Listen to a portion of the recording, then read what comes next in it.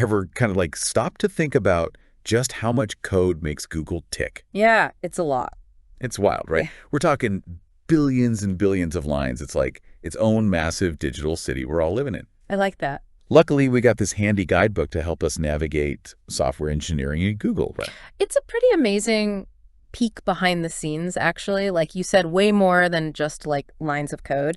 This deep dive, it's about how Google tackles software development when it's, well, mega-sized. Exactly. We're talking the people, the processes, all the tools they use to wrangle that much complexity, because it's a beast. Now, someone out there is probably thinking, like, okay, cool, but Google's software universe, what's that got to do with a little of me writing code? And it's a fair question. Right. But the thing is, the principles they lay out, shockingly relevant.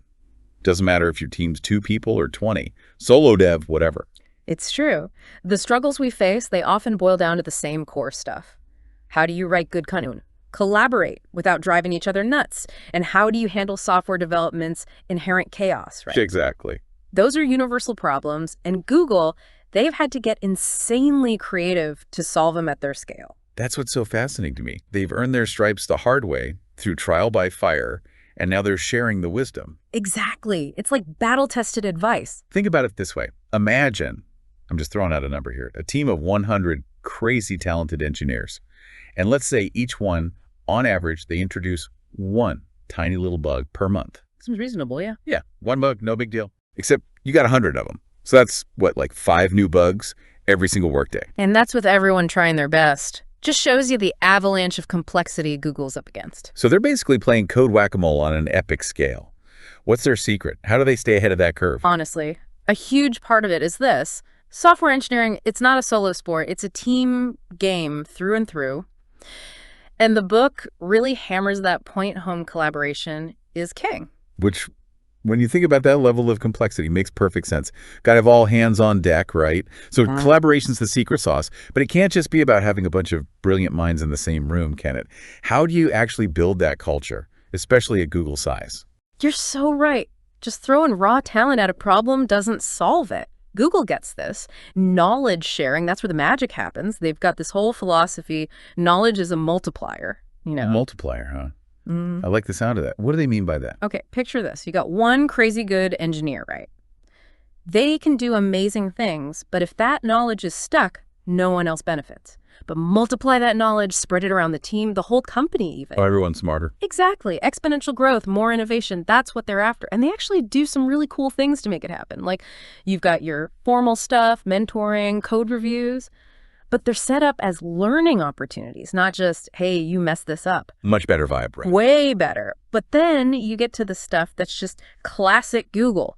Ever heard of their, get this, testing on the toilet thing? Testing on the toilet. Okay, come on, you're messing with me, right? I wish I was. They post these little flyers in the bathroom stalls, testing tips and all. Efficiency at its finest. That's hilarious. Got to maximize every minute, I guess. Right.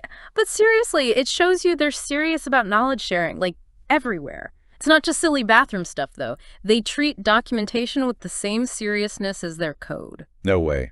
Version control, the whole shebang. Yeah, the works. Version control, reviews, everything.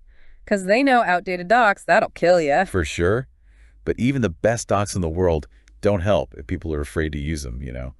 Which makes me think, psychological safety, that's got to be huge here, right? You're spot on. Google gets that. You can have all the knowledge, but if folks are terrified to ask a dumb question, admit they don't know something, it all falls apart. Exactly. That fear just kills the creativity, you know? Totally. So they've worked hard to build this environment where asking those questions is encouraged. Take risks, try stuff, mess up, learn from it, no judgment. Now, that's refreshing. So many places, it's the opposite. Got to have all the answers or else. The worst, right? So yeah, Google's approach, it's really something. They've gone all in on this open communication thing. But hey, let's switch gears for a sec. Let's talk about another pain point we all know and love, especially as projects grow, getting completely, utterly lost in the code base. Oh, tell me about it. It's like, where do you even begin? Talk about needle in a haystack. Yeah, that haystack's only getting bigger, right? So how does Google even tackle that? Well, they've got tools, seriously impressive ones. One of them, it's called Code Search, and it's next level find in files, you know? Oh, now that's interesting. Lay it on me. What makes this Code Search so special? Imagine like Google Search and your code editor had a baby. That's code search.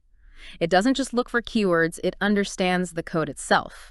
Dependencies, relationships, it can even suggest stuff based on what you're working on right now. So it's like your own personal code whisperer. Exactly. And it goes beyond just finding stuff. It helps you understand how it all fits together. Now that's impressive. Here. Makes you wonder if us regular folks, without Google's budget, have any hope. You know, there are some really great code navigation tools out there, even for smaller teams, and even open source ones. The trick is finding one that fits into how you already work, you know? Adds that extra insight without being too complicated itself. That's the dream. Anything to save some headaches in the code mines is a win in my book. Okay, so we've covered how Google tackles knowledge sharing and navigates their massive code base. But what about testing? With that much code, testing must be a monumental task, right? It is. It really is. But Google has a unique way of looking at testing. They don't see it as just finding bugs, although obviously that's important. Right. For them, it's about building confidence. Confidence. Okay, how so? Think of it this way. The more confident you are in your code, the faster you can move, the bolder you can be with changes in speed, agility. That's everything when you're Google. Yeah, that makes sense. They're all about move fast and break things, right? But the break things part only works if you've got a safety net. And that's where testing comes in. Okay, so how does Google actually approach testing? How do they balance speed and confidence at that scale? Well, they've got this whole system, right? They categorize tests by size, small, medium, large. It's about creating this balanced portfolio, you know, covers all their bases. What's the logic behind those different sizes? It's all about finding that sweet spot between like how much they test and how fast they can run those tests. Makes sense. Small tests, those are your quick wins. They catch the little things, keep things moving. Large tests, they're more like your integration tests, make sure everything plays nice together. By mixing and matching, they get a really good picture of the code base's health. Interesting. So it's like having different levels of checks and balances to catch issues early. Now, speaking of catching issues, I've heard Google does something interesting with dependencies in testing. Something about using real dependencies whenever possible. Seems kind of counterintuitive, no? You'd think so, right? But it actually makes a lot of sense. You see, a lot of teams rely on mocks and stubs when they're testing to isolate different parts of the code, which, you know, can be helpful, but can also mean that your tests aren't really reflecting how the code's going to act in the Wild West of, you know, actual use. As they're testing a simulation. Exactly. So Google, they flip the script. They try to use real dependencies as much as possible.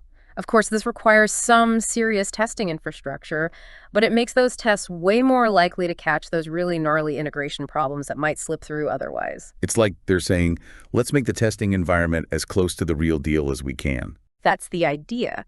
And it all ties back to this bigger picture. At Google, testing isn't an afterthought. It's baked into everything they do. So how do they build that culture of testing? From day one, new hires, they learn the ropes right away. They've got tools, resources, and hey, let's not forget testing on the toilet. It's about making testing second nature. Wow, they've really thought of everything. This deep dive into how Google approaches software engineering has been amazing. It's clear that they've really put a lot of effort into building a system that can handle the sheer volume of complexity they deal with. It's impressive, right? While most of us might not work at Google's scale, there's a lot we can learn from them. Oh, for sure. The importance of collaboration, automation, continuous improvement. That's something any team can use. Well, this has been a fantastic deep dive, wouldn't you say? Absolutely. A ton of great takeaways. It really makes you think about how you approach your own work. Definitely. Until next time, happy coding, everyone.